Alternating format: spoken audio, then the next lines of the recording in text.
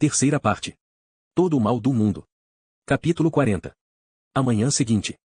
Gurney acordou com uma forte ressaca emocional. Atolado em pensamentos e sonhos, seu sono fora leve e intermitente demais para cumprir a função vital de preencher os compartimentos da memória com as experiências vividas durante o dia.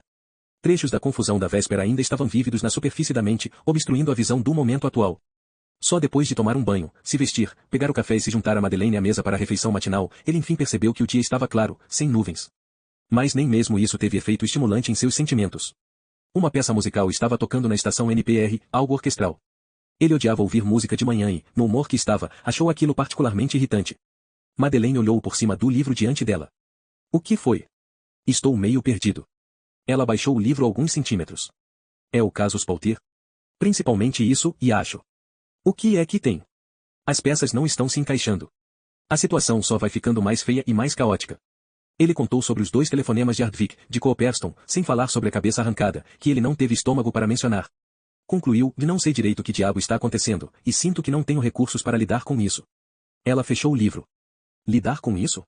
Deduzir o que está acontecendo de verdade, quem está por trás, por quê? Ela o encarou. Você já não conseguiu fazer o que lhe pediram? Consegui. Eu tinha a impressão de que você havia esmiuçado o processo contra Kai Spalter nos mínimos detalhes. Verdade. Então a condenação dela vai ser revertida na apelação. Esse era o objetivo, não era? Era, sim. Era. Parece que as portas do inferno estão se abrindo. Essas novas mortes junto com os incêndios criminosos. Ela o interrompeu, é para resolver casos como esses que temos departamentos de polícia. Eles não fizeram um serviço muito bom na primeira vez. E acho que não tem a mínima ideia do que estão enfrentando. E você tem? Na verdade, não. Então ninguém sabe o que está acontecendo. De quem é o trabalho de descobrir? Oficialmente, é do Departamento de Investigações Criminais.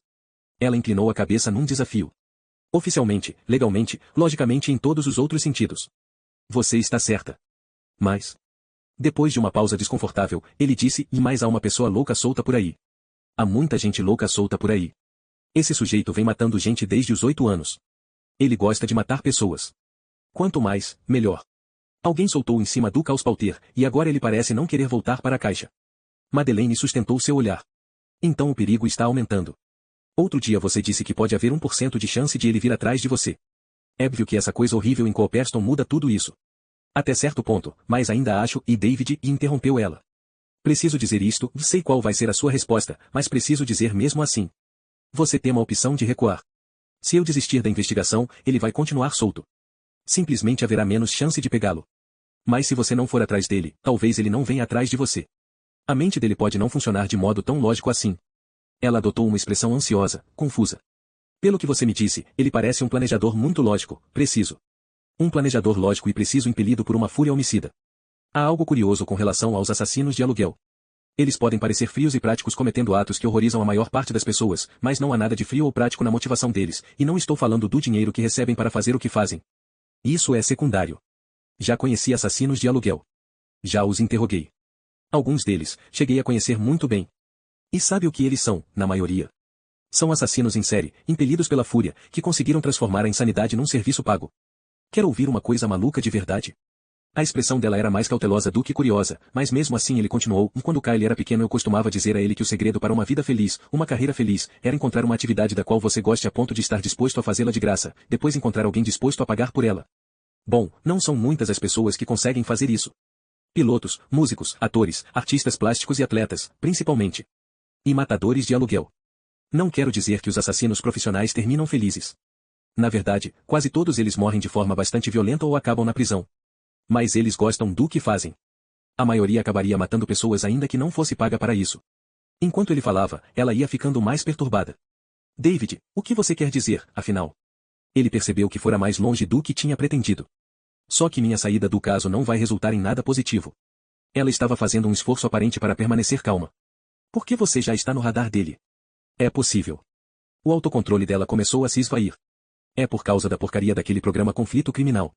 Bincher usando seu nome, ligando você ao Hardwick. Aquele idiota do Brian Bork criou o problema. Ele precisa fazer com que o problema acabe. Precisa anunciar que você saiu do caso. Saiu de vez. Não sei se isso faria diferença a esta altura. O que você está dizendo? Que conseguiu se colocar, de novo, na mira de um assassino lunático. Que agora não há nada a fazer além de esperar algum confronto horrível. É isso que estou tentando evitar, chegando a ele antes que ele chegue a mim. Como? Descobrindo tudo o que posso sobre ele. De modo que consiga prever os passos dele melhor do que ele consiga prever os meus. Esse é o padrão, não é? Você e ele. Como assim? Você e ele. Um contra um. É a mesma disputa de vida ou morte em que você sempre parece entrar. É o motivo pelo qual eu quis que você se consultasse com o Malcolm. Gurney sentiu-se entorpecido. Desta vez não é a mesma coisa. Não sou só eu. Tenho pessoas do meu lado. Ah, verdade? Quem? Jack Hardwick, que arrastou você para essa confusão, para começo de conversa?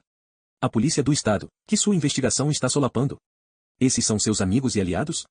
Ela balançou a cabeça de um modo que pareceu um tremor, depois continuou, e mesmo se o mundo inteiro estivesse disposto a ajudar você, não importaria. Ainda seria só você contra ele.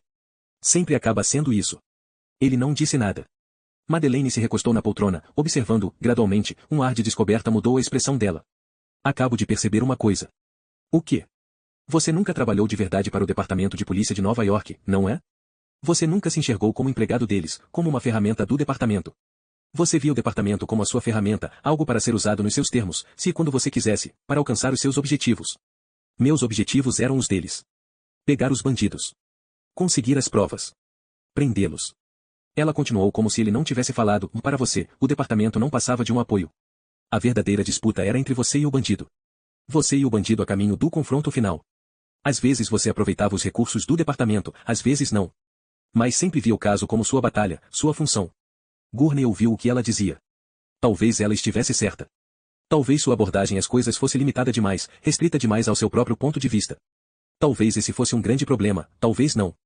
Talvez fosse apenas consequência do modo como seu cérebro funcionava, algo sobre o qual ele jamais teria algum controle. Mas, o que quer que fosse, ele não tinha vontade de ficar falando a respeito. De repente achou todo esse assunto exaustivo.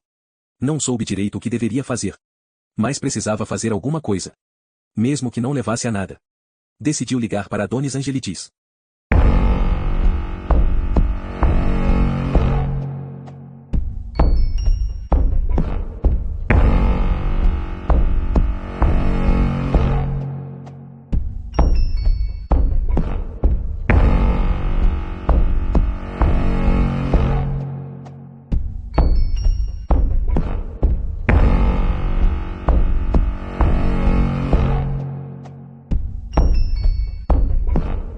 Capítulo 41. Uma história para alertar. Quando Gurney ligou para o número de celular dado por Angelides, o próprio atendeu de imediato. A breve descrição feita por Gurney de uma situação que evoluía rapidamente e poderia ser de interesse mútuo fez com que o homem concordasse em se encontrar com ele no Aegean Odyssey em 2 horas. Não querendo sair antes de garantir que Madeleine estivesse preparada para ir à fazenda dos Winkler em Back Ridge, ele ficou satisfeito ao encontrá-la no quarto arrumando uma grande bolsa de nylon. Ela falou enquanto enfiava um par de meias dentro de um tênis. As galinhas estão com comida e água suficiente, de modo que você não precisa se preocupar com isso. Mas será que de manhã você poderia levar um pouco de morangos picados para elas? Claro, e respondeu ele vagamente, mal registrando o pedido. Estava tendo sentimentos contraditórios em relação ao envolvimento dela no negócio dos Winkler na feira. Achava aquilo ao mesmo tempo irritante e fortuito. Irritante porque jamais havia gostado dos Winkler, e gostava menos ainda agora por terem convencido Madeleine a passar uma semana tomando conta de alpacas, de graça, para tornar a vida deles mais fácil. Mas tinha de admitir que o convite tinha aparecido em boa hora, já que ela teria um local seguro para ficar.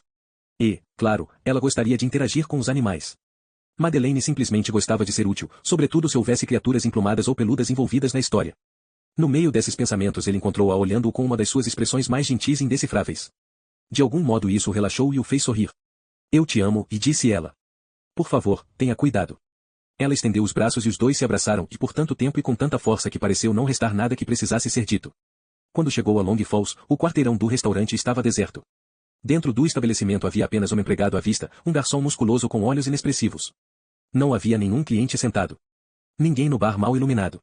Claro, mal passava das 10h30, e era bastante improvável que o Aegean Odyssey servisse café da manhã. Ocorreu a ele que o lugar talvez só estivesse aberto naquele horário como uma conveniência para Angelides. O garçom conduziu Gurney pelo bar em um corredor escuro, 2 banheiros e 2 portas sem placas, até uma pesada porta de aço. Empurrou-a com força usando o ombro e ela se abriu com um guincho metálico. Ele ficou de lado e esperou Gurney passar para uma exuberante horta cercada por muros. A horta tinha a mesma largura do prédio, cerca de 15 metros, e o comprimento tinha no mínimo o dobro dessa distância. A única interrupção no muro de tijolos vermelhos que a cercava era um grande portão duplo na extremidade oposta. Estava escancarado, emoldurando o rio, o caminho usado por corredores e a tranquilidade bem cuidada do Vila Reste. A vista dali era semelhante à do problemático apartamento a 3 quarteirões de distância. Só o ângulo era diferente. A horta em si era uma combinação agradável de caminhos gramados, canteiros de verduras e ervas aromáticas. O garçom apontou para um canto sombreado onde havia uma pequena mesa branca de café com 2 cadeiras de ferro fundido. Adonis Angelides estava sentado numa delas. Quando Gurney chegou à mesa, o homem fez um gesto com a cabeça na direção da cadeira vazia. Por favor. Um segundo garçom apareceu e pôs uma bandeja no centro da mesa. Havia 2 xícaras de café preto, 2 cálices de cordial e uma garrafa quase cheia de ouzo, o licor grego com sabor de anis. Gosta de café forte? A voz de Angelides era grave e rouca, como o ronronar de um gato grande. Gosto. Você deve gostar com ouzo. É melhor do que açúcar. Acho que vou experimentar um pouco. A viagem até aqui foi boa? Sem problemas. Angelides assentiu. Lindo dia. Linda horta. É, alho fresco. Hortelã. Orégano. Muito bom. Angelides se remexeu ligeiramente na cadeira. O que posso fazer por você? Gurney pegou a xícara de café mais próxima e deu um gole, pensativo. Na viagem até ali havia pensado numa jogada inicial que agora, sentado diante do homem que poderia muito bem ser um dos mafiosos mais inteligentes dos Estados Unidos, pareceu-lhe bastante idiota. Mas decidiu tentar mesmo assim. Às vezes uma ave-maria é tudo o que nos resta. Recebi uma informação que talvez lhe interesse. O olhar de Angelides era levemente curioso. Gurney continuou, é apenas um boato, claro. Claro. Sobre a força-tarefa contra o crime organizado. Uns merdinhas corrompidos sem princípios. O que eu ouvi, disse Gurney, tomando outro gole de café, e é que eles estão pensando em acusar você do negócio dos Pauter. Do Cal. Está vendo o que eu disse? Um bando de merdinhas. Por que eu iria querer perder o Cal? Eu já disse antes, ele era como um filho para mim. Por que eu pensaria em fazer uma coisa dessas? É nojento. Os grandes punhos de boxeador de Angelides haviam se fechado. A conjectura que eles estão bolando é que você e Cal se desentenderam e besteira. Como eu disse, a conjectura que eles estão bolando e que diabo significa conjectura? A hipótese, a história que eles estão criando. Criando, claro. Escrotos nojentos. A hipótese é que você e Cal se desentenderam, então você contratou um pistoleiro por intermédio do Gus Gordo, depois ficou nervoso e decidiu cobrir os rastros se livrando do Gus, talvez fazendo isso com as próprias mãos. Com as próprias mãos? Eles acham que eu martelei pregos na cabeça dele? Só estou lhe contando o que ouvi dizer. Angelides se recostou na cadeira, com um olhar astuto substituindo a raiva nos olhos. Isso está vindo de onde? O plano de acusar você do assassinato? É. Está vindo da chefia da FTCO. Algo no tom dele deu a Gurney a ideia de que Angelides poderia ter contato com alguém de dentro da força-tarefa. Alguém que talvez soubesse das iniciativas principais. Pelo que eu soube, não. Tenho a impressão de que o movimento contra você vem da periferia. Extraoficial. Uns 2 caras que estão meio chateados com você. Isso remete a alguma coisa? Angelides não respondeu. Seu maxilar se contraiu. Ele permaneceu em silêncio por um longo minuto. Quando falou, o tom foi inexpressivo. Você veio de Walnut Crossing até aqui para me trazer essa informação. E outra coisa, também. Descobri quem é o matador de aluguel. Angelides ficou totalmente imóvel. Gurney observou-o com atenção. Petros Panicos. Algo mudou nos olhos de Angelides. Se Gurney tivesse de adivinhar, diria que o sujeito estava tentando esconder uma pontada de medo. Como você sabe? Gurney balançou a cabeça numa negativa e sorriu. É melhor eu não dizer como sei. Pela primeira vez desde que Gurney havia chegado, Angelides olhou ao redor, a horta e seu muro de tijolos, e seu olhar se deteve no portão aberto com vista para o rio e o cemitério. Por que está me dizendo isso? Achei que você poderia querer me ajudar. Ajudar a fazer o quê? Quero encontrar Panicos. Quero prendê-lo. Para conseguir um acordo, talvez ele se disponha a contar quem pagou pelo atentado contra as Pauter. Como não foi você, a FTCO pode se fuder. Você gostaria disso, não é? Angelides pousou os antebraços grossos na mesa e balançou a cabeça em uma negativa. Qual é o problema? Perguntou Gurney. O problema? O homem deu uma risada curta, sem humor, e a parte sobre você prendê-lo. Isso não vai acontecer. Confie em mim. Isso não vai acontecer. Você não faz ideia de com quem está lidando. De novo Gurney deu de ombros, virando as palmas das mãos para cima. Talvez eu precise saber um pouquinho mais. Talvez muito mais. Me conte o que eu não sei. O que, por exemplo? Como Panicos trabalha? Ele atira em pessoas. Principalmente na cabeça. Principalmente no olho direito. Ou explode os alvos. E os contratos? Como são feitos? Através de um agente. Um cara como o Gus Gordo. Como o Gus Gordo. Os mais importantes. Ele só lida com poucos caras no mundo. Eles fazem a transação. Transferem o pagamento. Ele recebe as instruções desses caras? Instruções? Angelides soltou uma risada gutural. Ele pega o nome, o prazo, o dinheiro. O resto é com ele. Não tenho certeza se entendi. Digamos que você queira pagar alguém. Teoricamente. Só para dar um exemplo. Você paga o preço do Peter Pan. O alvo é apagado. Fim da história. Como ele é apagado fica por conta do Peter. Ele não recebe instruções. Deixe-me ver se eu entendi direito. Os pregos na cabeça do Gus gordo não faziam parte do trato? Esse ponto pareceu despertar o interesse de Angelides. Não. Isso não fazia parte do trato. Não se o matador fosse o Peter. Então essa parte teria sido iniciativa dele, e não uma ordem do cliente? Estou dizendo, ele não recebe ordens, só nomes e dinheiro. Então a merda asquerosa que ele fez com o Gus e foi ideia dele? Você me ouviu? Ele não recebe ordens. Então por que ele faria aquilo? Não tenho a menor ideia, porra. Esse é o problema. Conhecendo Panicos e Guricos, não faz sentido. Não faz sentido Panicos se preocupar achando que Guricos poderia saber de alguma coisa prejudicial? Ou que ele poderia vir a abrir o bico? Ou que já poderia ter aberto?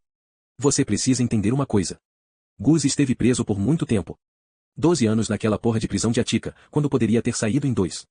Só precisava entregar um nome. Mas não entregou. E o cara não poderia ter feito nada contra ele. Não haveria vingança. De modo que não era por medo.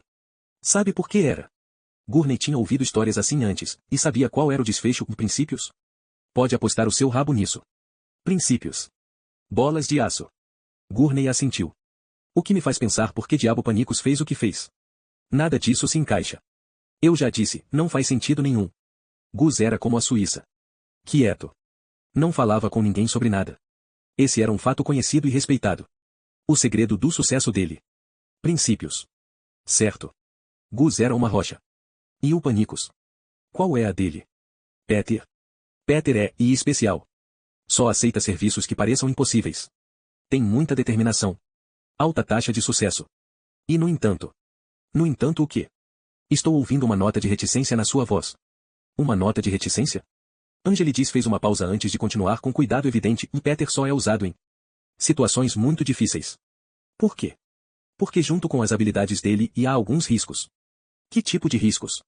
Angelides fez uma careta como se estivesse regurgitando o ouso que bebera. A KGB costumava assassinar pessoas colocando veneno radiativo na comida. Tremendamente eficaz. Mas você precisa ter muito, muito, muito cuidado para usar essa merda. O Peter é assim. Panicos é tão apavorante assim? Se você pisar no calo dele, pode ter um problema. Gurney pensou nisso. A ideia de que pisar no calo de um assassino decidido e louco poderia ser um problema lhe deu vontade de gargalhar. Você alguma vez ouviu dizer que ele gostava de provocar incêndios? Talvez tenha ouvido. É parte do pacote com que você está lidando. Que acho que você não entende de fato. Já enfrentei pessoas difíceis ao longo dos anos. Difíceis? Você é engraçado. Deixe-me contar uma história sobre o Peter, para que você saiba o que é difícil. Angelides se inclinou para a frente e estendeu as palmas das mãos sobre o tampo da mesa. Era uma vez duas cidades, não muito longe uma da outra. Havia um homem forte em cada uma delas. Isso criava problemas, principalmente com relação a qual dos dois tinha direito a várias coisas que ficavam entre as cidades. À medida que as cidades cresciam, aproximavam-se mais uma da outra, e os problemas aumentaram. Muita merda aconteceu. Merdas intensas. Ele articulou a palavra com cuidado. Intensas, de um lado e do outro. Por fim, não havia possibilidade de paz. Nenhuma possibilidade de acordo. Então um deles decidiu que o outro precisava assumir e contratou o pequeno Peter para cuidar disso. Na época o Peter tinha acabado de entrar no negócio. O negócio de matar? Perguntou Gurney com a voz afável. É. A profissão dele. De qualquer modo, ele fez o serviço. Limpo, rápido, sem problemas. Depois apareceu na empresa do sujeito que o tinha contratado para receber o pagamento. O homem disse que ele precisava esperar, que estava com problemas de fluxo de caixa. Peter disse, não, você me paga agora. O cara disse, não, você precisa esperar. O Peter disse que isso o deixava insatisfeito. O homem riu dele. Então o Peter atirou nele. Pô. Simples assim. Gurney deu de ombros. Não é boa ideia sacanear um matador de aluguel. A boca de Angelides se retorceu por uma fração de segundo no que poderia ser um sorriso. Nunca é boa ideia. Verdade. Mas a história não acaba aí. O Peter foi à casa do sujeito e matou a mulher dele e os 2 filhos. Depois andou pela cidade, atirou no irmão e nos 5 primos do sujeito, nas esposas, matou toda a porra da família. 21 pessoas. 21 tiros na cabeça. Isso que é reação. A boca de Angelides se alargou, mostrando uma fileira de dentes brilhantes com jaquetas. Depois ele fez um som rosnado que Gurney achou que era provavelmente a risada mais nojenta que já ouvirá. É, isso que é reação. Você é um cara engraçado, Gurney. Isso que é reação. Preciso lembrar dessa. Mas parece uma coisa arriscada de fazer, segundo um ponto de vista comercial. Como assim, arriscada? Depois disso, depois de matar 21 pessoas por causa de um atraso no pagamento, eu imaginaria que os clientes em potencial poderiam temer fazer negócio com ele. Poderiam querer lidar com alguém menos e sensível. Sensível? Estou dizendo, Gurney, você é uma porra de uma piada. Sensível, essa é boa. Mas o que você não entende é que o Peter tem uma vantagem especial. Peter é único. Como assim? Peter pega os serviços impossíveis. Os que outros caras dizem que não podem ser feitos por serem arriscados demais, por terem o alvo protegido demais, merdas assim. É aí que o Peter entra. Ele gosta de provar que é melhor do que todo mundo. Sacou? Peter é um recurso único. Altamente motivado. Grande determinação. 9 em 10 vezes ele cumpre o trato. Mas o negócio é que há sempre a possibilidade de algum efeito colateral. Você pode me dar um exemplo? Exemplo? Teve a vez em que ele foi contratado para matar um alvo numa daquelas balsas de alta velocidade gregas, mas não sabia qual era a aparência do cara, só que ele estaria no barco numa hora específica. Então o que ele fez? Explodiu a porra inteira na água, matou umas 100 pessoas. Mas vou lhe dizer outra coisa. Não é só que ele produza danos colaterais. O que dizem é que ele gosta disso. Incêndios. Explosões. Quanto maior, melhor. Isso fez Gurney pensar em um monte de coisas. Mas ficou retornando a uma questão central, exatamente o que fizera com que Panicos fosse a escolha certa para o atentado contra Spalter? O que fazia o serviço parecer impossível? Angelides interrompeu seu raciocínio, quase esqueci uma coisa, algo de que todo mundo que estava lá ainda fala. Uma coisa que realmente mexeu com as pessoas. Está preparado? Não era de fato uma pergunta. Enquanto o pequeno Peter andava pela cidade apagando a porra daquela família da face da terra, adivinha o que ele estava fazendo? Ele parou, com uma empolgação verdadeira nos olhos. Adivinhe. Gurney balançou a cabeça. Eu não tento adivinhar nada. Não importa. Você não iria conseguir mesmo. Ele se inclinou mais alguns centímetros à frente. Estava cantando. Antes de sair da horta do restaurante, Gurney olhou de novo pelo portão aberto no muro dos fundos. Podia ver claramente o lote do Spalter, inteiro, sem nenhum poste de luz obstruindo, ouviu os dedos de Angelides batendo inquietos no tampo da mesa. Gurney se virou para ele e perguntou, você costuma pensar no Cal quando olha para o Vilo Rest? Claro. Penso nele. Olhando os dedos do homem batucando na superfície de metal, Gurney perguntou, o fato de Panicos ter sido o assassino de aluguel lhe diz alguma coisa sobre quem o contratou? Claro. As batidas pararam. Diz que a pessoa sabe se virar. Você não pega um catálogo telefônico, procura o Panicos e diz, tem um serviço para você. A coisa não funciona assim. Gurney assentiu. Muito poucas pessoas sabem como fazer contato com ele e disse, parecendo que falava consigo mesmo. Peter aceita contratos através de meia dúzia de caras no mundo. Você precisa ser muito bem conectado para saber quem são esses sujeitos. Gurney ficou em silêncio por um momento antes de perguntar, você diria que Kai Spalter era bem conectada? Angelides o encarou. Pareceu achar a sugestão surpreendente, mas sua única resposta foi dar de ombros. Enquanto se virava para ir embora, Gurney teve uma última pergunta, do que ele estava cantando. Angelides pareceu confuso. Panicos, enquanto matava todo mundo, já acrescentou Gurney. Ah, sim. Uma musiquinha de criança. Como é que vocês chamam? Cantiga de ninar. Você sabe qual era? Como eu iria saber? Algo sobre rosas, flores, alguma merda assim. Ele estava cantando uma cantiga de ninar que falava de flores? Enquanto andava pela cidade atirando na cabeça de pessoas. Exatamente. Sorrindo feito um anjo e cantando sua musiquinha com voz de menininha. As pessoas que ouviram aquilo e jamais esqueceram. Angelides fez uma pausa. O que você mais precisa saber sobre ele, a coisa mais importante, é o seguinte, ele é duas pessoas. Uma delas é precisa, exata, faz tudo de um determinado modo. A outra é maluca pra caralho.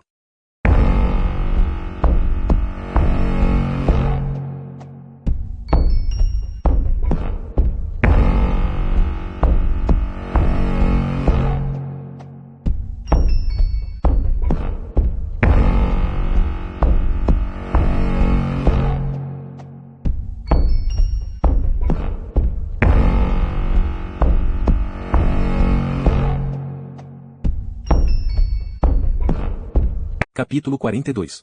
A cabeça desaparecida. Gurney parou no primeiro posto de gasolina que encontrou no caminho de Long Falls para Walnut Crossing para abastecer, tomar um café, já que mal havia tocado no seu Noégia Odyssey, e para mandar outro e-mail para Jonas Spalter. Decidiu cuidar primeiro do último item. Verificou as palavras e o tom da mensagem anterior e deliberadamente redigiu outra de modo mais cortante, definitivamente inquietante, menos claro, com um nível de urgência intensificado, mais como uma mensagem de texto apressada do que um e-mail. Um fluxo crescente de novos dados, corrupção óbvia. A reversão da condenação e novas investigações agressivas acontecerão. A dinâmica familiar é uma questão-chave? Poderia ser tão simples quanto siga o dinheiro? Como as dificuldades financeiras da Cat Cyber se encaixam na investigação? Deveríamos nos encontrar o mais rápido possível para discutir novos fatos. Leu 2 vezes.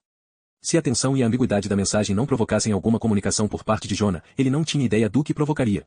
Depois entrou na lojinha de conveniência nojenta para comprar um café e um pãozinho, que se revelou velho e duro. Mas Gurney estava com fome suficiente para comê-lo mesmo assim. No entanto, o café estava surpreendentemente fresco, o que lhe deu um sentimento fugaz de bem-estar.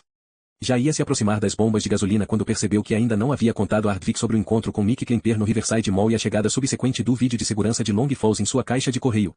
Decidiu fazer logo isso. A chamada caiu na caixa postal e ele deixou uma mensagem: Jack, preciso colocar você a par de algumas novidades com relação ao Klemper. Tivemos uma pequena discussão sobre os vários modos como a história pode terminar, alguns menos dolorosos para ele do que outros, e como num passe de mágica o vídeo desaparecido surgiu na minha caixa de correio. O sujeito pode estar tentando amortecer a queda, e precisamos falar sobre as implicações. Além disso, você vai querer assistir ao vídeo. Nenhuma consequência óbvia com relação aos relatos das testemunhas, mas sem dúvida vale a pena dar uma olhada. Me ligue assim que puder. Isso lembrou de outra tarefa urgente que ele deixará de lado: assistir aos vídeos das outras 3 câmeras, principalmente as 2 rotuladas com leste e oeste, já que teriam capturado imagens de indivíduos se aproximando do prédio ou saindo dele. Pensar no potencial impulso que esse tipo de prova poderia dar à investigação fez Gurney dirigir bem acima do limite de velocidade pelo resto da viagem até sua casa. Ficou surpreso, em seguida confuso, depois preocupado ao ver o carro de Madeleine parado no mesmo lugar em que estava quando ele saíra de manhã cedo para Long Falls esperando que ela saísse pouco depois dele para a fazenda dos Winkler. Ao entrar em casa com a testa franzida em uma expressão ansiosa, encontrou-a junto à pia da cozinha, lavando pratos. O que você ainda está fazendo aqui? Havia em sua voz um tom de acusação que ela ignorou. Logo depois que você saiu, quando eu já estava entrando no carro, Mena chegou na minivan. Mena? Do clube de yoga, lembra? Você jantou com ela. Ah. Aquela Mena. É, aquela Mena, nenhuma das muitíssimas outras Menas que nós conhecemos. Certo. Então ela chegou na minivan. Para quê? Bom, ostensivamente para nos trazer a colheita da horta dela. Dê uma olhada no quartinho dos casacos: abóbora amarela, alho, tomates, pimentões. Acredito em você. Mas isso foi há horas. E você ainda está, e ela chegou há horas, mas só saiu há 45 minutos. Meu Deus. Mena gosta de conversar. Talvez você tenha notado isso quando jantamos juntos. Mas, para ser justa, ela tem algumas dificuldades sérias na vida, problemas de família, coisas que precisava desabafar. Ela precisava conversar com alguém. Achei que não deveria cortá-la. Que tipo de problema? Ah, Deus, tudo, desde pais com mal de Alzheimer até um irmão na cadeia por tráfico de drogas, sobrinhas e sobrinhos com todo tipo de distúrbio psiquiátrico conhecido. Não sei, e você quer mesmo ouvir sobre isso? Talvez não. De qualquer modo, eu fiz um almoço para ela, chá, depois mais chá. Não queria deixar os pratos sujos para você, então estou cuidando disso agora. E você? Parece estar correndo para fazer alguma coisa. Estava planejando olhar os vídeos de segurança de Long Falls. Vídeos de segurança? Ah, meu Deus, quase esqueci. Você sabia que o Jack Hardwick apareceu na RAM TV ontem à noite? Apareceu onde? Na RAM TV, naquele programa pavoroso, Conflito Criminal, com Brian Bork. Como você? Kyle ligou há 1 hora para perguntar se você tinha visto. A última vez que Hardwick falou comigo ele estava em Copperston e ontem por volta do meio-dia, eu acho. Ele não me disse que planejava. Ela o interrompeu: é melhor você dar uma olhada. Está na seção de arquivos do site deles. Você assistiu? Dei uma olhadinha depois que a Mena foi embora. Kyle disse que a gente precisava assistir assim que possível. É, e alguma coisa problemática? Ela apontou para o escritório. O site da RAM está aberto no computador. Assista, depois me diga se é algo problemático. A expressão perturbada lhe deu a entender que ela já havia chegado à própria conclusão. 1 minuto depois ele estava sentado à sua mesa, assistindo à preocupação ensaiada e ao cabelo cheio de gel de Brian Bork. O apresentador de Conflito Criminal ocupava uma de 2 cadeiras posicionadas em lados opostos de uma mesinha. Estava inclinado à frente como se a importância do que iria dizer tornasse impossível relaxar. A segunda cadeira estava vazia. Ele se dirigiu diretamente à câmera. Boa noite, amigos. Bem-vindos ao drama da vida real de Conflito Criminal. Esta noite pretendíamos trazer outra entrevista com Lex Pincher, o controverso advogado que nos deixou perplexos há alguns dias com seu ataque sem trégua ao Departamento de Investigações Criminais, um ataque destinado a desmantelar o que ele caracterizou como a condenação cheia de falhas cruciais de Kay Spalter pelo assassinato de seu marido. Desde então aconteceram fatos chocantes nesse caso já sensacional. O último é a história de uma tragédia no povoado idílico de Copperston, Nova York. Envolve incêndio criminoso, homicídios múltiplos e o desaparecimento sinistro do próprio Lex Pincher, que deveria estar conosco esta noite. Em vez disso, ouviremos o que tem a dizer Jack Hardwick, um investigador particular que estava trabalhando com Pincher. Ele está neste momento na afiliada da RAM TV em Albany. A tela se dividiu ao meio, com Bork à esquerda e Hardwick, num cenário semelhante, à direita. Hardwick, usando uma das camisas polo pretas de sempre, parecia relaxado, o que Gurney reconheceu como a máscara pública estranhamente inversa que às vezes o sujeito punha em sua raiva. A provável fúria que ele sentia em relação ao que acontecerá em Copperston e seu desprezo pessoal por Bork pela RAM TV estavam bem escondidos. Gurney tinha uma questão em mente: por que Hardwick havia concordado em aparecer num veículo de mídia que odiava? Bork prosseguiu: em primeiro lugar, obrigado por aceitar meu convite para se juntar a nós tão em cima da hora, num momento de tamanha tensão. Soube que o senhor acaba de vir de uma situação terrível perto do Lago Tsego. Isso mesmo. Pode descrevê-la para nós? 3 casas à beira do lago foram incendiadas até o alicerce. 6 pessoas morreram queimadas, inclusive 2 crianças pequenas. Uma 7ª vítima foi encontrada no lago, embaixo de um pequeno cais. A última vítima foi identificada? Isso pode levar algum tempo, e disse Ardvik em tom inexpressivo. A cabeça dele está desaparecida. O senhor disse que a cabeça dele está desaparecida? Foi o que eu disse. O assassino decapitou a vítima. E depois? Há alguma indicação do que pode ter acontecido com a cabeça? Talvez ele a tenha escondido em algum lugar. Ou abandonado. Ou levado com ele. A investigação está em curso. Bork balançou a cabeça, gesto de um homem que simplesmente não consegue entender o que está acontecendo com o mundo. Isso é realmente espantoso. Investigador Ardvik, preciso fazer a pergunta óbvia. O senhor chegou a considerar que o corpo mutilado pode pertencer a Alex Bincher? Pode, sim. A próxima pergunta óbvia, o que, afinal, está acontecendo? O senhor tem uma explicação que possa compartilhar com nossos espectadores? É bastante simples, Brian. Kais Palter foi falsamente acusada do assassinato do marido por um detetive absolutamente corrupto. Ela é vítima de uma manipulação grosseira de provas e de testemunhas, e de uma defesa totalmente incompetente. Sua condenação, claro, deixou o verdadeiro assassino deliciado, livre para continuar com seu negócio mortal. Bork começou a fazer outra pergunta, mas Ardvik o interrompeu. As pessoas envolvidas nesse caso, não apenas o detetive desonesto que levou uma mulher inocente à prisão, mas toda a equipe que compactuou com essa farsa de julgamento e condenação, são os responsáveis, em última instância, pelo massacre de hoje em Cooperston. Bork fez uma pausa, como se estivesse perplexo com o que tinha acabado de ouvir. Esta é uma acusação muito séria. Na verdade, é o tipo de acusação capaz de deixar a comunidade policial ultrajada. O senhor está preocupado com isso?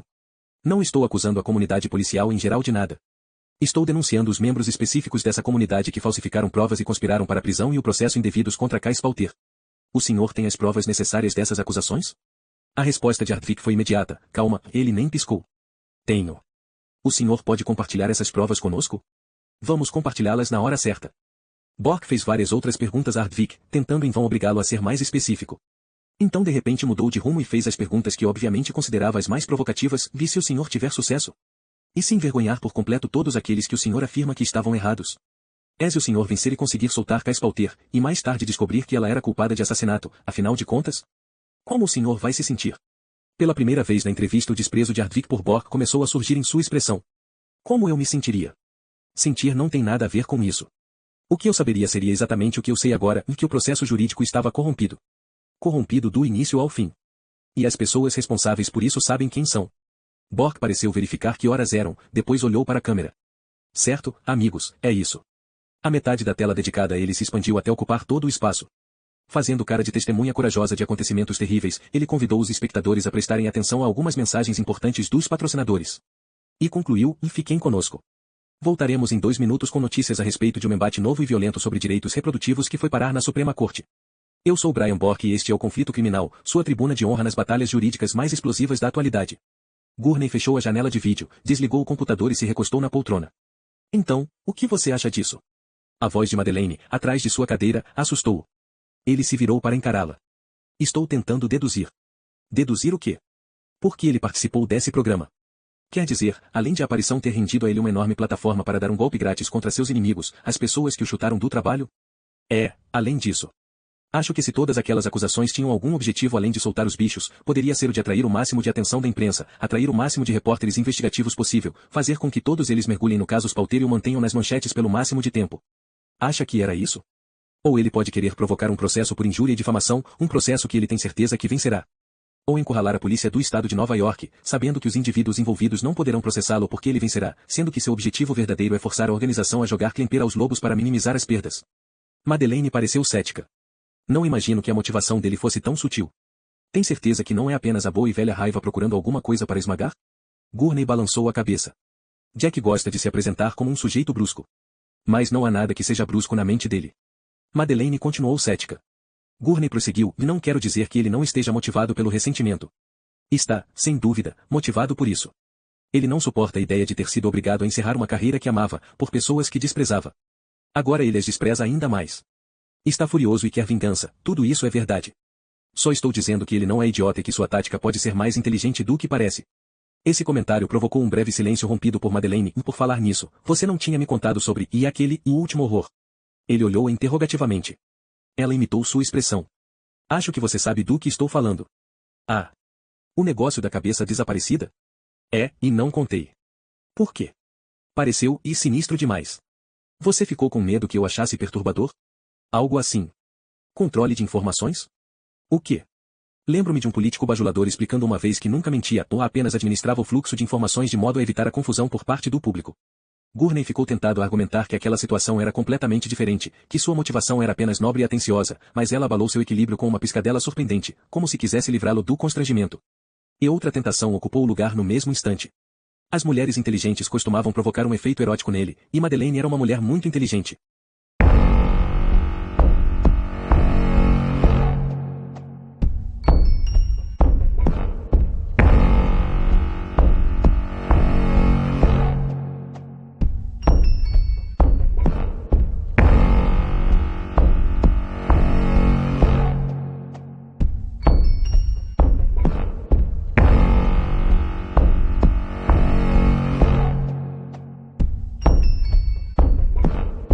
Capítulo 43.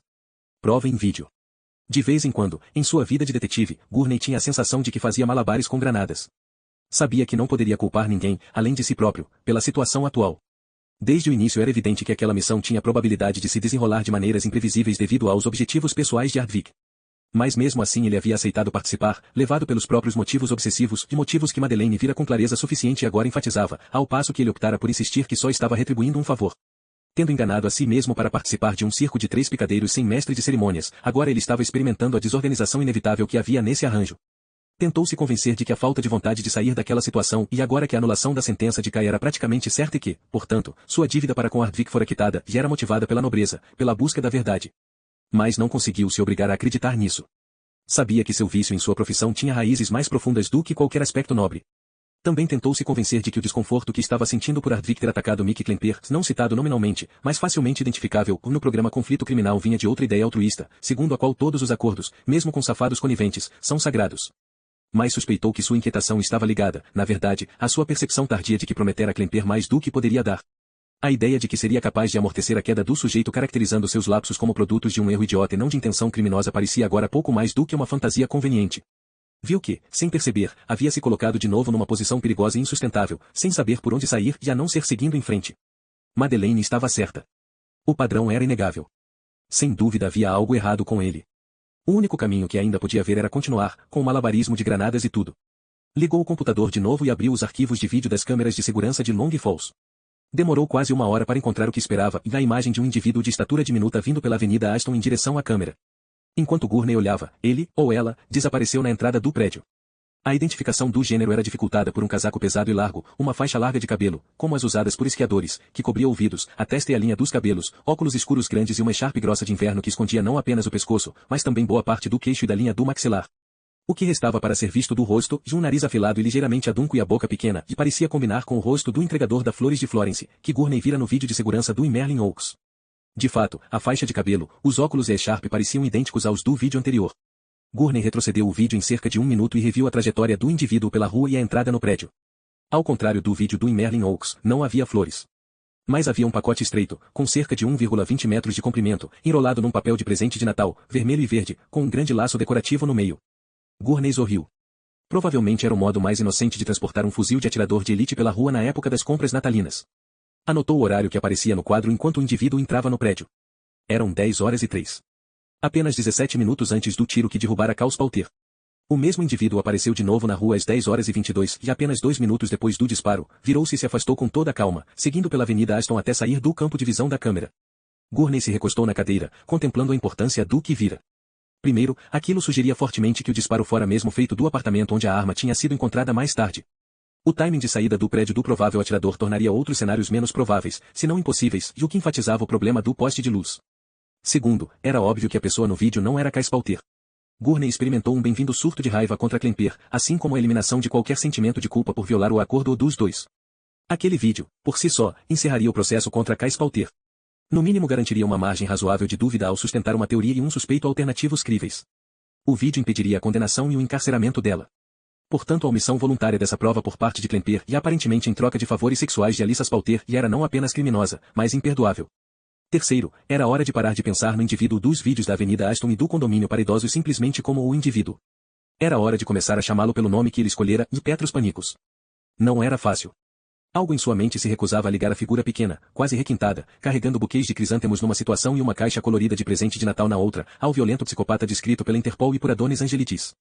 O psicopata que havia martelado os pregos nos olhos, nos ouvidos e na garganta de Gus Guricos. O mesmo que pusera bombas incendiárias em 3 casas em Copperston, levando 6 pessoas inocentes a arderem até a morte, e decepar a cabeça de um homem. Ah, meu Deus, será que ele estava cantando quando fez isso, também? Era uma coisa na qual Gurney não queria pensar. O material perfeito para pesadelos. Era hora de pensar em coisas práticas. Hora de uma reunião com Ardvik e Sti. Hora de combinar os próximos passos. Pegou o celular e telefonou primeiro para Ardvik. Pretendia deixar um recado e se surpreendeu quando a ligação foi atendida imediatamente, e em tom defensivo, está me ligando para me dar um esporro por causa do negócio com o Borg? Gurney decidiu adiar essa discussão, acho que precisamos nos encontrar. Para quê? Planejamento? Coordenação? Cooperação? Houve uma pausa curta. Claro. Sem problema. Quando? O mais rápido possível. Tipo amanhã de manhã. Você e Sti, se ela puder. Precisamos colocar os fatos, as perguntas e as hipóteses na mesa. Se juntarmos tudo o que temos, talvez consigamos ver o que está faltando. Certo. Ardvik parecia cético, como sempre. Onde você quer fazer isso? Na minha casa. Algum motivo especial para isso? O motivo verdadeiro era que Gurney queria reaver alguma sensação de controle. Mas o que disse foi, sua casa tem buracos de bala. A minha, não. Depois de concordar, sem muito entusiasmo, em se encontrarem às 9 da manhã do dia seguinte na casa de Gurney, Ardvik se ofereceu para avisar Sti, já que precisava mesmo falar com ela sobre outra coisa. Um assunto pessoal. Gurney preferia ligar para ela pessoalmente e mais uma vez pela esquiva sensação de estar no controle, mas não conseguiu pensar num modo razoável de insistir nisso. Encerraram a ligação sem que qualquer um dos dois falasse sobre o acordo ou com Mick Klemper ou sobre a alusão de Gurney a isso em sua última mensagem telefônica. Enquanto Gurney saía do escritório, Madeleine emergiu do quarto. Ela levou para o carro a bolsa de viagem que havia arrumado de manhã, depois voltou para lembrá-lo de novo sobre os morangos picados para as galinhas. Sabe, e respondeu ele, o Ozzy Bagot, que mora mais à frente na estrada, só joga um balde de restos de comida para as galinhas uma vez por dia, e parece que elas sobrevivem muito bem. Ozzy Bagot é um lunático abominável. Ele jogaria o lixo no quintal dos fundos de qualquer maneira, quer tivesse galinhas ali ou não. Pensando bem, Gurney descobriu que não poderia questionar isso. Os dois se abraçaram e se beijaram, e ela partiu. Enquanto o carro sumia por trás do celeiro, a última nesga do sol poente desapareceu atrás da montanha no oeste.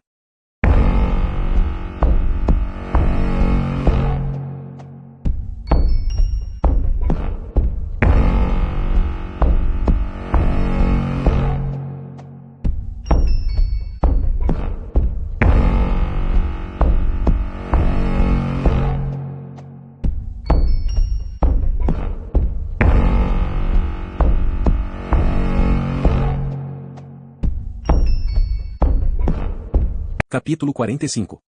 Fora do caminho do perigo. Então, e o que você acha? Com uma expressão interrogativa, Kylie segurava uma caneca de café com as 2 mãos, os cotovelos apoiados na mesa. O que eu acho dos vídeos? Gurney estava sentado do outro lado da mesa, segurando sua caneca de modo semelhante, aproveitando o calor nas palmas das mãos. A temperatura havia caído quase 10 graus durante a noite, de 20 e poucos para cerca de 12 graus, o que não era incomum no noroeste das Catskill, onde o outono costumava chegar em agosto. O céu estava nublado, escondendo o sol que àquele horário, 7h15 da manhã, costumava ser visível sobre a cordilheira ao norte. Você acha que eles vão ajudá-lo a conseguir o que você quer? Gurney bebeu um gole vagaroso do café. A sequência do cemitério vai servir para algumas coisas. Ela estabelece o momento em que o Cal levou o tiro, e o ângulo obstruído da janela do apartamento para aquela direção vai solapar a hipótese da polícia para a origem do disparo. E o fato de o vídeo estar nas mãos da polícia desde o início, nas mãos do Klemper, vai sustentar a acusação de ocultação de prova. Ele ficou em silêncio, inquieto por um momento pela lembrança da conversa com Klemper no Riverside Mall. Viu Kylie olhando com curiosidade e continuou, a sequência da rua será útil de algumas formas, pelo que mostra e pelo que não mostra. O simples fato de não mostrar Kyle Spalter entrando no prédio poderia torná-lo uma peça importante de prova de inocência para a defesa. Assim, no mínimo, ela permite uma séria acusação de ocultação de prova e desvio de conduta policial. E por que você não parece mais feliz? Mais feliz? Gurney hesitou. Acho que eu ficarei mais feliz quando chegarmos mais perto do ponto final. E qual é o ponto final? Eu gostaria de saber o que de fato aconteceu. Quer dizer, descobrir quem matou o Cal. Isso. É isso que realmente importa. Se Kai é inocente, outra pessoa queria que o Cal fosse morto, planejou isso e contratou panicos para executar o plano. Quero saber quem foi. E quanto ao pequeno assassino que puxou o gatilho? Até agora ele matou mais 9 pessoas no processo, sem contar as que tinha matado antes, sempre conseguindo se livrar e fazer de novo. Eu preferiria que ele não se livrasse dessa vez. Você acha que está perto de fazer com que ele pare? É difícil dizer. O olhar inteligente e inquisitivo de Kyle permaneceu fixo nele, evidentemente esperando uma resposta melhor. Enquanto Gurney procurava uma e não conseguia, foi salvo pelo toque de seu celular. Era Ardvik. Como sempre, ele não perdeu tempo dizendo alô. Recebi seu recado sobre a questão da videoconferência com Jonas Palter. Onde diabo ele está? Não faço a menor ideia. Mas a disposição em ter uma conversa dessa forma é melhor do que nada. Quer vir aqui às 8, em vez de às 9, e participar?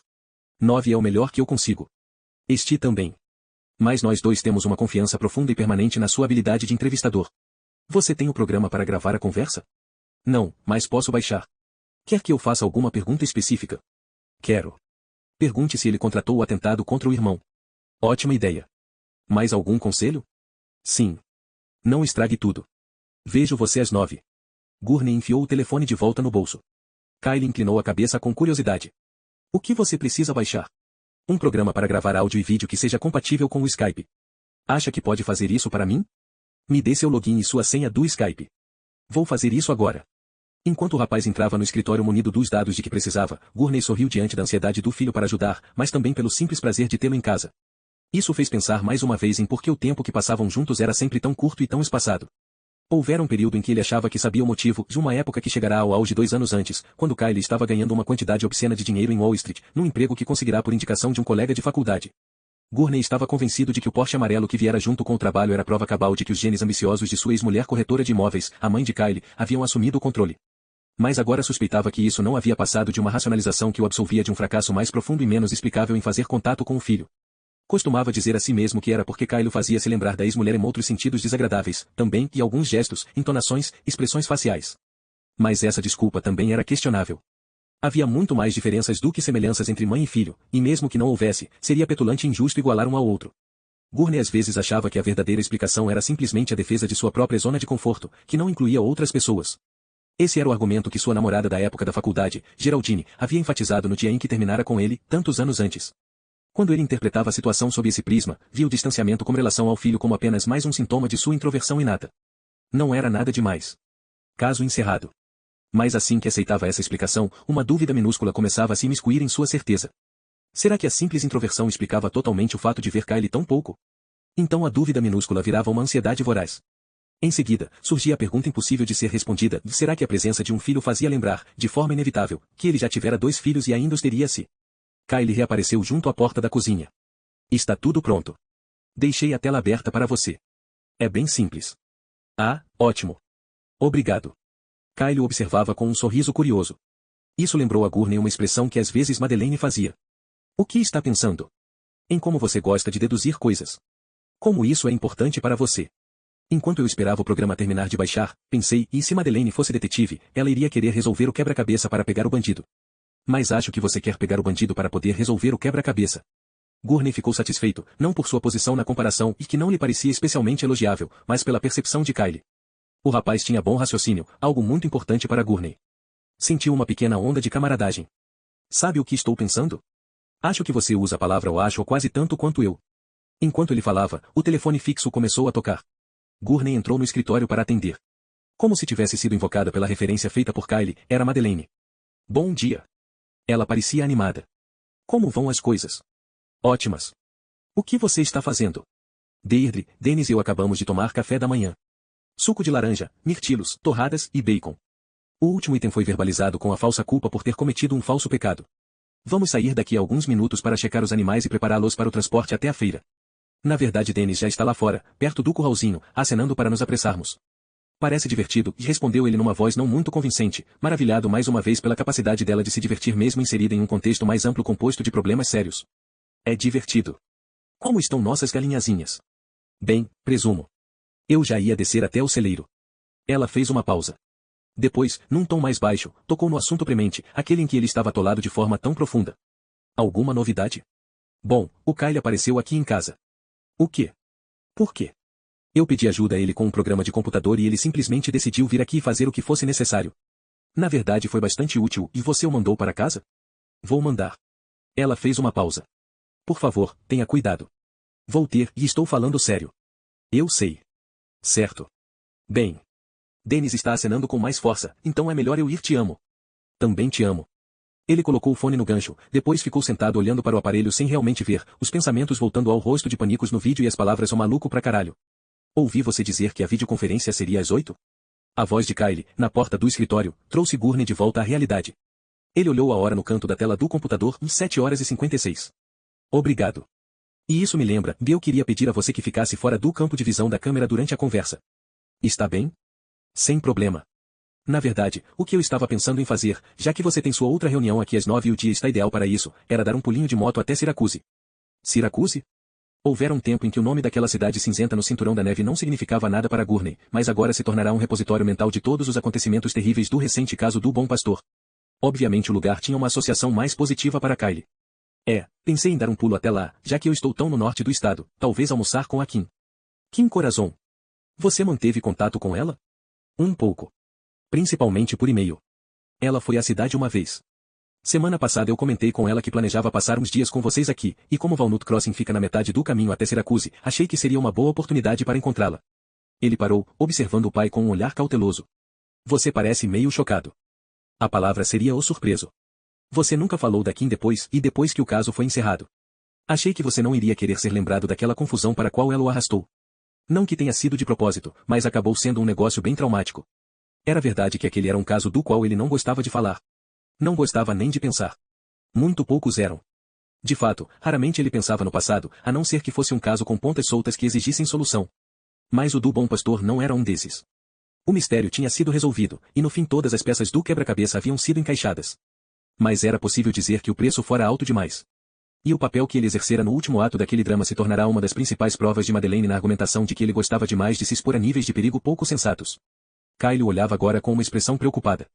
Você se incomoda por eu ir visitá-la? Em qualquer outro momento a resposta honesta seria sim. Gurney havia considerado Kim muito ambiciosa, muito passional, muito ingênua, uma combinação mais problemática do que ele desejaria em qualquer namorada do filho. Mas nas circunstâncias atuais o plano de Kyle lhe pareceu uma coincidência conveniente, assim como a ideia de Madeleine de ir ajudar os Winkler. Na verdade, disse Gurney, parece uma ótima ideia no momento, pelo menos um pouco mais segura. Meu Deus, pai, você acha mesmo que alguma coisa ruim vai acontecer aqui? Acho que a chance é muito, muito pequena. Mas eu não gostaria que você fosse exposto a ela. E você? Era a pergunta que Madeleine tinha feito, repetida no mesmo tom. Faz parte do trabalho, parte do que eu assumi quando concordei em ajudar no caso. Posso fazer alguma coisa por você? Não, filho, no momento não há nada. Mas obrigado. Certo, e disse ele, em dúvida. Durante um minuto Kyle pareceu perdido, como se esperasse pensar em alguma outra opção, algum outro plano de ação. Gurney não disse nada, apenas esperou. Certo, e repetiu Kyle. Vou pegar umas coisas e sair. Quando chegar a Syracuse ligo para você. E deixou o escritório com uma expressão preocupada. Um toque musical no computador anunciou o início da videoconferência às 8 horas.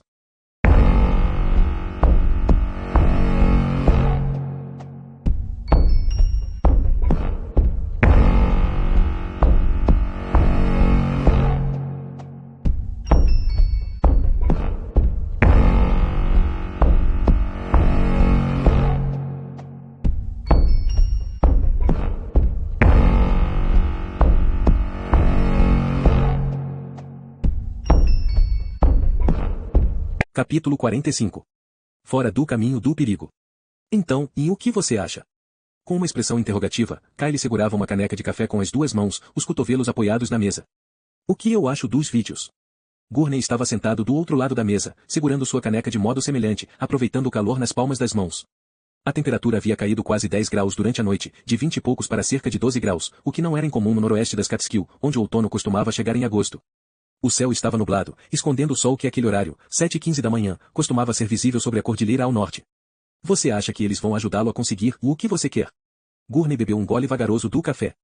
A sequência do cemitério vai servir para algumas coisas. Ela estabelece o momento em que o Cal levou o tiro, e o ângulo obstruído da janela do apartamento para aquela direção vai solapar a hipótese da polícia para a origem do disparo. E o fato de o vídeo estar nas mãos da polícia desde o início, nas mãos do Klemper, vai sustentar a acusação de ocultação de prova. Ele ficou em silêncio, inquieto por um momento pela lembrança da conversa com Klemper no Riverside Mall. Viu Kyle olhando com curiosidade e continuou, a sequência da rua será útil de algumas formas, pelo que mostra e pelo que não mostra. O simples fato de não mostrar Kyle Spalter entrando no prédio poderia torná-lo uma peça importante de prova de inocência para a defesa. Assim, no mínimo, ela permite uma séria acusação de ocultação de prova e desvio de conduta policial. E por que você não parece mais feliz? Mais feliz? Gurney hesitou. Acho que eu ficarei mais feliz quando chegarmos mais perto do ponto final. E qual é o ponto final? Eu gostaria de saber o que de fato aconteceu. Quer dizer, descobrir quem matou o Cal. Isso. É isso que realmente importa. Se Kai é inocente, outra pessoa queria que o Cal fosse morto, planejou isso e contratou panicos para executar o plano. Quero saber quem foi. E quanto ao pequeno assassino que puxou o gatilho? Até agora ele matou mais 9 pessoas no processo, sem contar as que tinha matado antes, sempre conseguindo se livrar e fazer de novo. Eu preferiria que ele não se livrasse dessa vez. Você acha que está perto de fazer com que ele pare? É difícil dizer. O olhar inteligente e inquisitivo de Kyle permaneceu fixo nele, evidentemente esperando uma resposta melhor. Enquanto Gurney procurava uma e não conseguia, foi salvo pelo toque de seu celular. Era Ardvik. Como sempre, ele não perdeu tempo dizendo alô. Recebi seu recado sobre a questão da videoconferência com Jonas Palter. Onde diabo ele está? Não faço a menor ideia. Mas a disposição em ter uma conversa dessa forma é melhor do que nada. Quer vir aqui às 8, em vez de às 9, e participar? 9 é o melhor que eu consigo. Este também. Mas nós dois temos uma confiança profunda e permanente na sua habilidade de entrevistador. Você tem o programa para gravar a conversa? Não, mas posso baixar. Quer que eu faça alguma pergunta específica? Quero. Pergunte se ele contratou o atentado contra o irmão. Ótima ideia. Mais algum conselho? Sim. Não estrague tudo. Vejo você às 9. Gurney enfiou o telefone de volta no bolso. Kyle inclinou a cabeça com curiosidade. O que você precisa baixar? Um programa para gravar áudio e vídeo que seja compatível com o Skype. Acha que pode fazer isso para mim? Me dê seu login e sua senha do Skype. Vou fazer isso agora.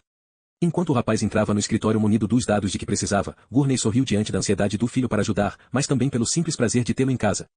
Isso fez pensar mais uma vez em por que o tempo que passavam juntos era sempre tão curto e tão espaçado. Houvera um período em que ele achava que sabia o motivo, de uma época que chegará ao auge 2 anos antes, quando Kyle estava ganhando uma quantidade obscena de dinheiro em Wall Street, num emprego que conseguirá por indicação de um colega de faculdade. Gurney estava convencido de que o Porsche amarelo que viera junto com o trabalho era prova cabal de que os genes ambiciosos de sua ex-mulher corretora de imóveis, a mãe de Kyle, haviam assumido o controle. Mas agora suspeitava que isso não havia passado de uma racionalização que o absolvia de um fracasso mais profundo e menos explicável em fazer contato com o filho.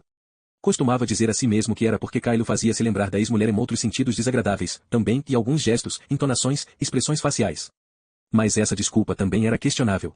Havia muito mais diferenças do que semelhanças entre mãe e filho, e mesmo que não houvesse, seria petulante e injusto igualar um ao outro.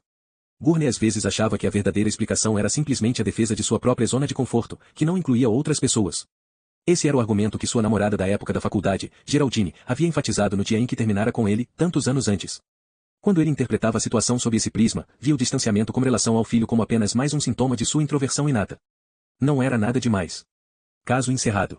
Mas assim que aceitava essa explicação, uma dúvida minúscula começava a se imiscuir em sua certeza. Será que a simples introversão explicava totalmente o fato de ver Kyle tão pouco? Então a dúvida minúscula virava uma ansiedade voraz. Em seguida, surgia a pergunta impossível de ser respondida: será que a presença de um filho fazia lembrar, de forma inevitável, que ele já tivera 2 filhos e ainda os teria se? Kyle reapareceu junto à porta da cozinha. Está tudo pronto. Deixei a tela aberta para você. É bem simples. Ah, ótimo. Obrigado. Kyle observava com um sorriso curioso. Isso lembrou a Gurney uma expressão que às vezes Madeleine fazia. O que está pensando? Em como você gosta de deduzir coisas. Como isso é importante para você. Enquanto eu esperava o programa terminar de baixar, pensei, e se Madeleine fosse detetive, ela iria querer resolver o quebra-cabeça para pegar o bandido. Mas acho que você quer pegar o bandido para poder resolver o quebra-cabeça. Gurney ficou satisfeito, não por sua posição na comparação e que não lhe parecia especialmente elogiável, mas pela percepção de Kyle. O rapaz tinha bom raciocínio, algo muito importante para Gurney. Sentiu uma pequena onda de camaradagem. Sabe o que estou pensando? Acho que você usa a palavra "eu acho" quase tanto quanto eu. Enquanto ele falava, o telefone fixo começou a tocar. Gurney entrou no escritório para atender. Como se tivesse sido invocada pela referência feita por Kyle, era Madeleine. Bom dia. Ela parecia animada. Como vão as coisas? Ótimas. O que você está fazendo?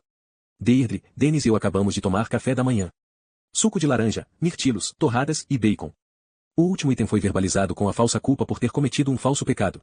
Vamos sair daqui a alguns minutos para checar os animais e prepará-los para o transporte até a feira. Na verdade, Dennis já está lá fora, perto do curralzinho, acenando para nos apressarmos. Parece divertido, e respondeu ele numa voz não muito convincente, maravilhado mais uma vez pela capacidade dela de se divertir mesmo inserida em um contexto mais amplo composto de problemas sérios. É divertido. Como estão nossas galinhazinhas? Bem, presumo. Eu já ia descer até o celeiro. Ela fez uma pausa. Depois, num tom mais baixo, tocou no assunto premente, aquele em que ele estava atolado de forma tão profunda. Alguma novidade? Bom, o Kyle apareceu aqui em casa. O quê? Por quê? Eu pedi ajuda a ele com um programa de computador e ele simplesmente decidiu vir aqui e fazer o que fosse necessário. Na verdade foi bastante útil e você o mandou para casa? Vou mandar. Ela fez uma pausa. Por favor, tenha cuidado. Vou ter e estou falando sério. Eu sei. Certo. Bem. Dennis está acenando com mais força, então é melhor eu ir. Te amo. Também te amo. Ele colocou o fone no gancho, depois ficou sentado olhando para o aparelho sem realmente ver, os pensamentos voltando ao rosto de Panicos no vídeo e as palavras "ô maluco pra caralho". Ouvi você dizer que a videoconferência seria às 8? A voz de Kyle, na porta do escritório, trouxe Gurney de volta à realidade. Ele olhou a hora no canto da tela do computador, 7h56. Obrigado. E isso me lembra, eu queria pedir a você que ficasse fora do campo de visão da câmera durante a conversa.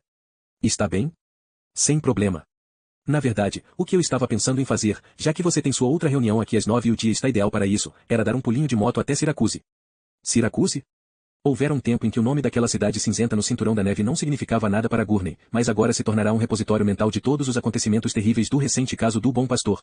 Obviamente o lugar tinha uma associação mais positiva para Kyle. Pensei em dar um pulo até lá, já que eu estou tão no norte do estado, talvez almoçar com a Kim. Kim Corazon.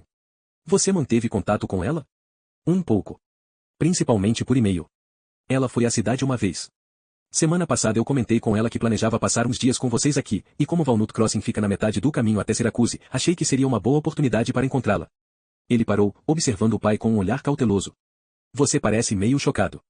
A palavra seria o surpreso. Você nunca falou da Kim depois que o caso foi encerrado. Achei que você não iria querer ser lembrado daquela confusão para a qual ela o arrastou. Não que tenha sido de propósito, mas acabou sendo um negócio bem traumático. Era verdade que aquele era um caso do qual ele não gostava de falar. Não gostava nem de pensar. Muito poucos eram. De fato, raramente ele pensava no passado, a não ser que fosse um caso com pontas soltas que exigissem solução. Mas o do Bom Pastor não era um desses. O mistério tinha sido resolvido, e no fim todas as peças do quebra-cabeça haviam sido encaixadas. Mas era possível dizer que o preço fora alto demais. E o papel que ele exercera no último ato daquele drama se tornará uma das principais provas de Madeleine na argumentação de que ele gostava demais de se expor a níveis de perigo pouco sensatos. Kyle olhava agora com uma expressão preocupada. Você se incomoda por eu ir visitá-la? Em qualquer outro momento a resposta honesta seria sim. Gurney havia considerado Kim muito ambiciosa, muito passional, muito ingênua, uma combinação mais problemática do que ele desejaria em qualquer namorada do filho. Mas nas circunstâncias atuais o plano de Kyle lhe pareceu uma coincidência conveniente, assim como a ideia de Madeleine de ir ajudar os Winkler. Na verdade, disse Gurney, parece uma ótima ideia no momento, pelo menos um pouco mais segura. Meu Deus, pai, você acha mesmo que alguma coisa ruim vai acontecer aqui? Acho que a chance é muito, muito pequena. Mas eu não gostaria que você fosse exposto a ela. E você? Era a pergunta que Madeleine tinha feito, repetida no mesmo tom. Faz parte do trabalho, parte do que eu assumi quando concordei em ajudar no caso. Posso fazer alguma coisa por você? Não, filho, no momento não há nada. Mas obrigado. Certo, e disse ele, em dúvida. Durante um minuto Kyle pareceu perdido, como se esperasse pensar em alguma outra opção, algum outro plano de ação. Gurney não disse nada, apenas esperou. Certo, e repetiu Kyle. Vou pegar umas coisas e sair. Quando chegar a Syracuse ligo para você. E deixou o escritório com uma expressão preocupada. Um toque musical no computador anunciou o início da videoconferência às 8 horas.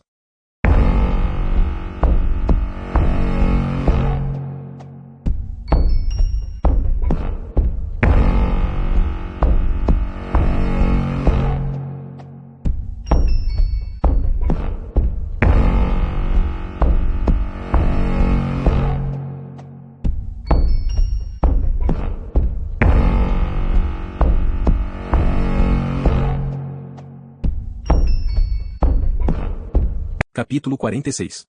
Os irmãos Poulter. Um plano médio de um homem sentado numa poltrona de aparência confortável preencheu a maior parte da tela do laptop. Gurney reconheceu Jonas Poulter pela foto dele que tinha visto no site da Catedral do Ciberespaço.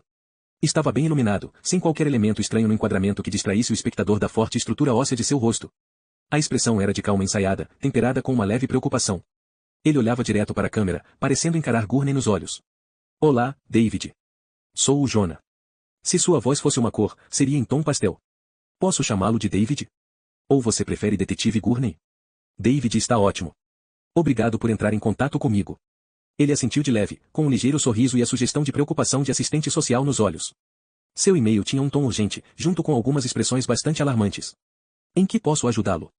Até que ponto você sabe sobre o esforço de reverter a condenação de sua cunhada? Sei que o esforço resultou na morte do principal advogado dela, junto com 6 vizinhos dele. Mais alguma coisa? Sei que o Sr. Bincher havia feito algumas alegações sérias sobre corrupção policial. O seu e-mail também se referiu à corrupção, assim como à dinâmica familiar. Isso poderia significar praticamente qualquer coisa. Talvez você possa me explicar. É uma área que a investigação oficial provavelmente abordará. Investigação oficial? O assassinato de Lex Bincher obrigará o Departamento de Investigações Criminais a dar outra olhada no assassinato do seu irmão. É provável que não apenas o DIV, mas o escritório do Procurador-Geral também, já que as acusações de corrupção que aparecem na apelação de Kai são voltadas contra o DIV. Nesse ponto, iremos entregar as novas provas que descobrimos, que indicam que Kai foi acusada falsamente. Assim, não importa quais agências estejam envolvidas, elas irão querer saber quem, além de Kai, poderia se beneficiar com a morte de Cal. Bom, e disse Jonah, com desapontamento nos olhos arregalados. Isso sem dúvida me incluiria. É verdade que você e seu irmão não se davam bem? Não nos dávamos bem?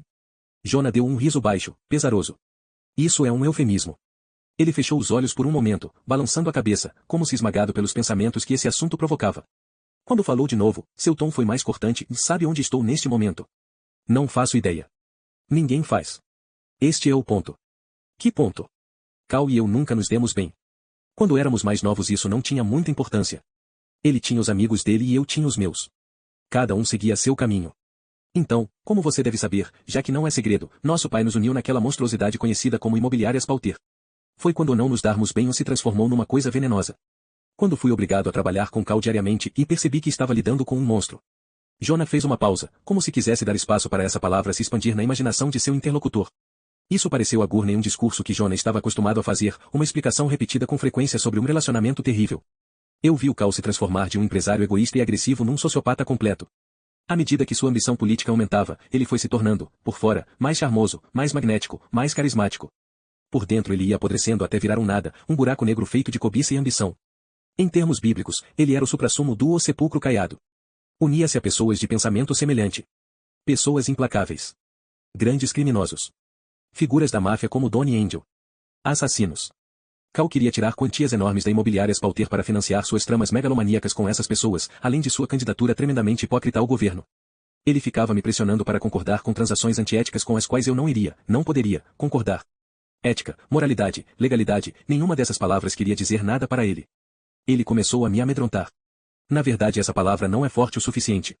A verdade era que ele me aterrorizava.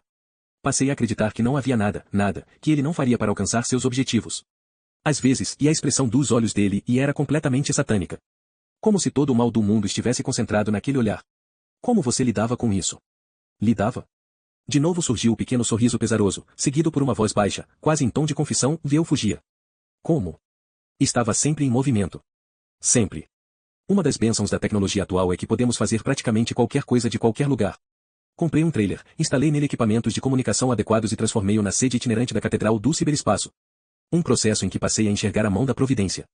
O bem pode vir do mal, se o bem for o nosso objetivo. Neste caso o bem seria não ter localização geográfica fixa, de certa forma não estar em lugar nenhum. Minha localização única tornou-se a internet, e a internet está em toda parte. O que acabou sendo o lugar ideal para a catedral. O espaço onipresente, mundial, da Catedral do Ciberespaço. Entende o que estou dizendo, David? A necessidade de me afastar do meu irmão e seus colegas mortais se transformou numa dádiva.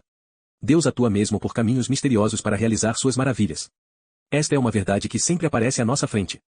Tudo o que é necessário é ter mente e coração abertos. Jonah parecia cada vez mais radiante. Gurney se perguntou se a iluminação sofrerá uma ligeira alteração. Sentiu uma ânsia de diminuir o brilho da tela. Então você conseguiu um segundo presente, e dos grandes, com a morte do Cal. O sorriso de Jonah ficou mais frio.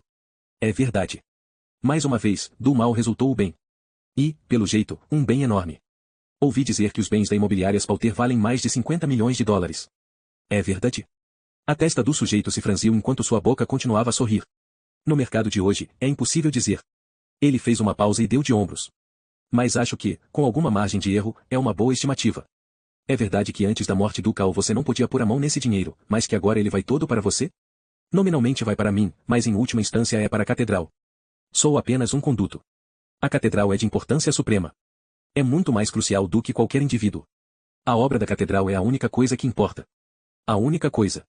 Gurney se perguntou se estaria ouvindo uma ameaça não muito sutil nessa prioridade enfática. Mas em vez de mergulhar de cabeça nessa questão, decidiu mudar de rumo. Você ficou surpreso com o assassinato do Cal? A pergunta provocou a primeira hesitação perceptível de Jonah. Ele juntou as pontas dos dedos das duas mãos diante do peito. Sim e não. Sim, porque a princípio sempre ficamos pasmos com essa forma definitiva de violência. Não porque o assassinato não era uma surpresa considerando a vida que Cal levava. E eu podia facilmente imaginar alguém próximo a ele sendo levado a esse extremo. Até alguém como Kai. Até alguém como Kai. Ou alguém como você. John adotou uma expressão de seriedade antes de responder, ou alguém como eu. Então ele olhou, não muito disfarçadamente, para o relógio. Gurney sorriu. Só mais 2 perguntas. Eu farei uma transmissão ao vivo daqui a 10 minutos, mas vá em frente, por favor. O que você achou de Mick Klemper? Quem? O investigador-chefe do atentado contra Cal. Ah, sim. O que achei dele? Achei que ele podia ter problemas com bebidas alcoólicas. Ele entrevistou você? Eu não chamaria aquilo de entrevista. Ele me fez algumas perguntas básicas naquele dia no cemitério. Pegou meus contatos, mas nunca mais me procurou. Ele não me pareceu particularmente meticuloso e ou confiável. Você ficaria surpreso se soubesse que ele é culpado de adulterar provas? Não posso dizer que seria um choque. John inclinou a cabeça para o lado com curiosidade. Está dizendo que ele usou meios ilegais para condenar Kai? Por quê? De novo, por enquanto isso é confidencial, faz parte do processo de apelação. Mas levanta um ponto importante. Presumindo que Kai não tenha matado Cal, obviamente outra pessoa fez isso. O fato de o verdadeiro assassino estar por aí, livre, preocupa você? Quer dizer, pela minha segurança? Nem um pouco. Cal e eu estávamos de lados opostos em todas as decisões empresariais, em cada ação proposta para imobiliárias Palter e em todas as questões pessoais. Nunca tivemos os mesmos amigos, os mesmos objetivos, nada. É tremendamente improvável que tivéssemos os mesmos inimigos. Uma última pergunta. Gurney fez uma pausa, mais para efeito dramático do que por alguma indecisão. O que você diria se eu contasse que a morte da sua mãe pode não ter sido acidental? Como assim? Retrucou ele, piscando repetidamente, parecendo atônito. Surgiram evidências ligando a morte dela a do Cal. Que evidências? Não posso dizer. Mas parecem convincentes. Você consegue pensar em algum motivo para que a pessoa que desejava matar Cal também quisesse matar sua mãe? A expressão de Jonah foi congelada numa mistura de emoções. A mais reconhecível era o medo. Mas seria o medo do desconhecido? Ou o medo de o desconhecido tornar-se conhecido? Ele balançou a cabeça em uma negativa. E não sei o que responder. Olhe, preciso saber o que e quero dizer, de que tipo de evidência você está falando? Neste momento isso é parte sigilosa da apelação. Garantirei que você seja informado o mais cedo possível. O que você está dizendo é absolutamente bizarro. Sim, imagino que lhe pareça bizarro. Mas se lhe ocorrer alguma explicação, alguma hipótese que você ache que pode conectar as 2 mortes, por favor me informe no mesmo instante. A única reação visível do sujeito foi uma pequena confirmação com a cabeça. Gurney decidiu acrescentar outra mudança súbita de direção. O que você acha da filha do Cal? John engoliu em seco, remexeu-se na cadeira. Está perguntando se ela poderia e se poderia ter matado o pai? E a avó também. Ele pareceu perdido. Não faço ideia. Alissa não, e é uma pessoa sã, mas, e o próprio pai? A avó? Não é sã em que sentido? Poderia ser mais específico? Não. Agora não. Ele olhou para o relógio, como se estivesse perplexo com a informação que o objeto marcava. Preciso ir. Mesmo. Sinto muito. Última coisa, quem mais poderia matar o Cal? Ele levantou as palmas das mãos num gesto que revelava frustração pela pergunta. Qualquer pessoa. Qualquer um suficientemente próximo para ver a podridão por trás daquele sorriso. Obrigado pela ajuda, Jonah. Espero que possamos nos falar de novo. Aliás, qual é o assunto da sua palestra? Desculpe, minha o quê? Sua palestra. Ah. Ele pareceu transtornado. O assunto de hoje é o nosso caminho para a alegria.